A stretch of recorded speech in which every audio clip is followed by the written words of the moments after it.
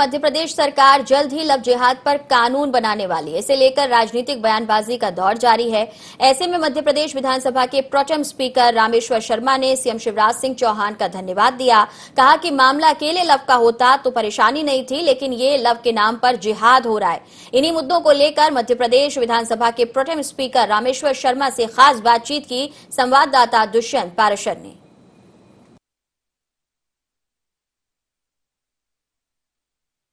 Love जिहाद के मुद्दे पर मध्य प्रदेश सरकार कहीं ना कहीं सख्त होती हुई नजर आ रही है और मध्य प्रदेश में कानून बनाने की बात कर रही है। पूरे मुद्दे पर बात करेंगे। मध्य प्रदेश विधानसभा के प्रोटेम स्पीकर हमारे साथ में हैं रामेश्वर शर्मा जी, उनसे बात करते हैं। सर, पूरे मुद्दे को लेकर कैसे देखते हैं मध्य प्रदेश सरकार कानून बना रही है?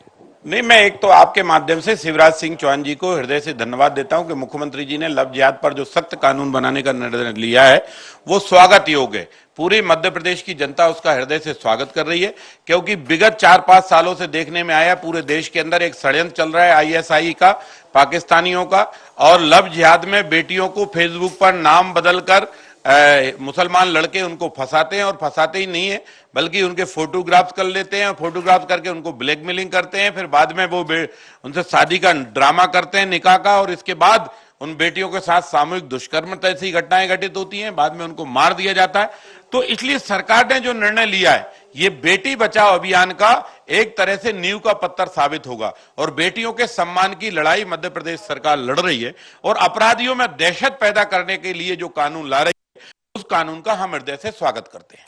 इसके अलावा आपने एक बात और कही है कि जो सजा का प्रावधान है उसको और बढ़ा के करना। निश्चित रूप से मैंने ये कहा है कि सुप्रीम कोर्ट के बीच में ये जजमेंट आया कि 7 साल से कम की जो सजाएं हैं उनको 60 दिन के अंदर ट्रायल लेकर उनको जो है जमानत देने के प्रावधान उसमें है। तो 7 साल से सजा को 7 साल से और ऊपर 10 साल तक किया जाए, जिससे ये 90 दिन के ऊपर के ट्रायल पे चला जाए, और हाई कोर्ट से नीचे इसकी जमानत के बेल के प्रावधान न रहे, तो अपराधियों में ये दहशत पैदा हो कि इस तरह का अगर अपराध करेंगे, इस तरह के अगर अपराध में कोई मदद करेगा, तो ऐसे अपराधियों के खिलाफ सरकार का ये जो कानून है ये इतना कठोर साबित होगा कि अपराध करने से पहले आदमी 10 बार सोचेगा, समझेगा और डरेगा, और इससे बेटियों की सुरक्षा होगी।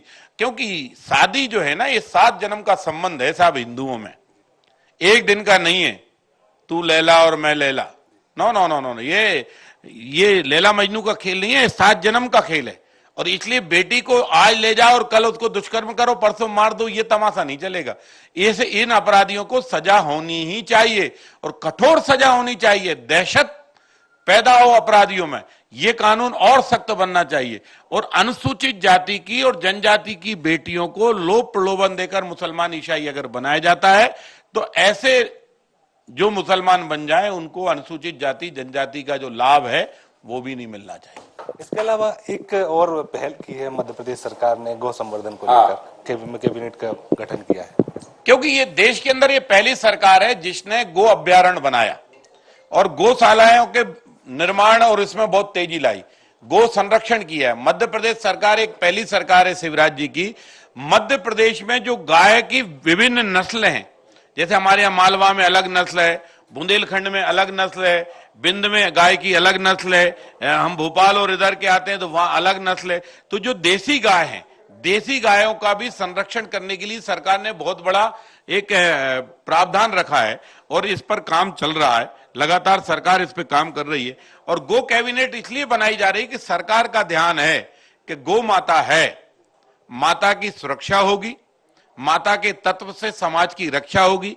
क्योंकि गाय का दूध, गाय का दही, गाय का मूत्र, गाय के गोबर के कंडे कहीं ना कहीं समाज में ऊर्जा लाने का काम करते हैं।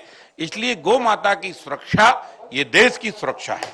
बिल्कुल, गौ माता की सुरक्षा देश की सुरक्षा है। और जिस तरीके से रामेश्वर शर्मा जी ये कहना है कि जो कानून बनाया जा रहा है वो कानून में जो है वो मध्य प्रदेश में मील का पत्थर साबित होगा। कैमरा पर्सन विपिन के साथ दुष्यंत पाराशर, IND 24 भोपाल।